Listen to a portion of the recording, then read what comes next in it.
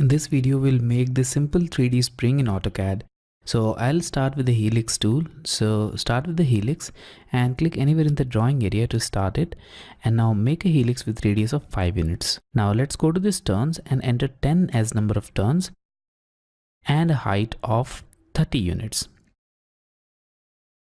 Now in this helix, we have the bottom and the top radius of 5 units and all the other geometries which we have already provided. And now go to this arc and start with this endpoint. Now go to the top view and make an arc, which I am making right now. So make it close to this and let's click at this point, and here we have it. Now let's orbit this drawing and we'll make another arc on the bottom of this helix as well. So let's go to arc tool and let's now orbit this drawing and click on this second endpoint.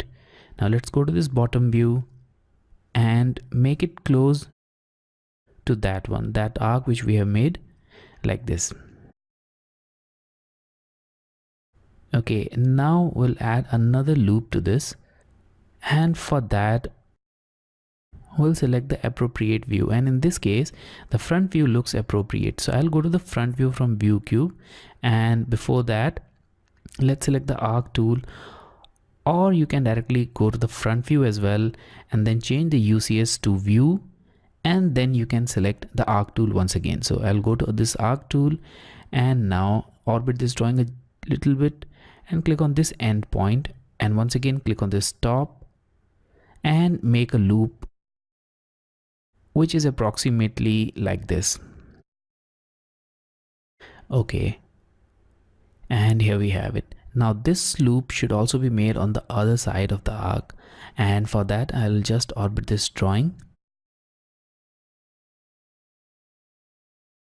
and select the appropriate view from the view cube, and once again repeat the process. So before that I'll go to the coordinates, select the view, now select the arc tool and orbit this drawing a little bit to select the endpoint and make the loop. So click on the stop and make the similar loop which we have made previously, just like this.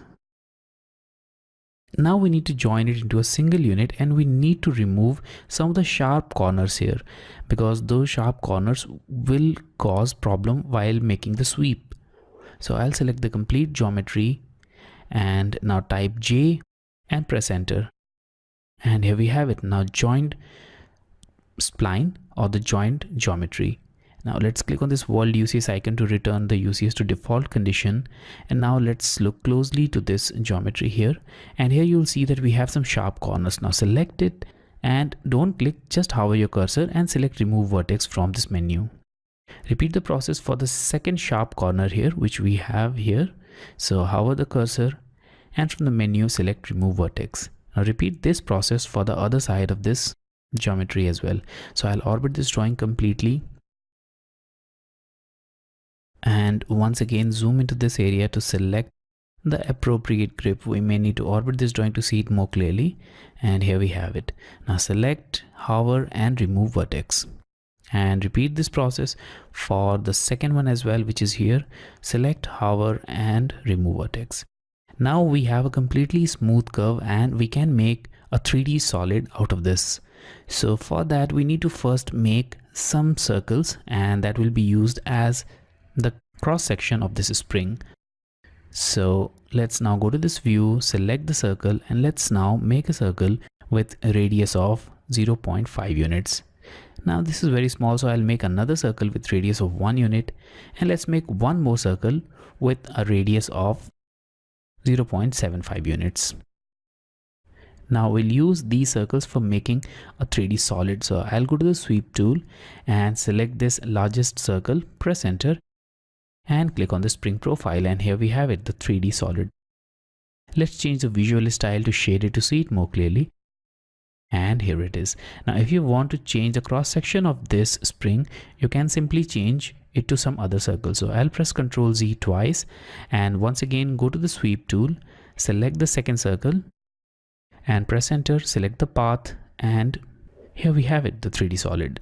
So let's change it to shaded, and this looks better than the previous one, so I'll keep it and I'll remove all the remaining circles. So this is the final 3D spring profile as per our requirement.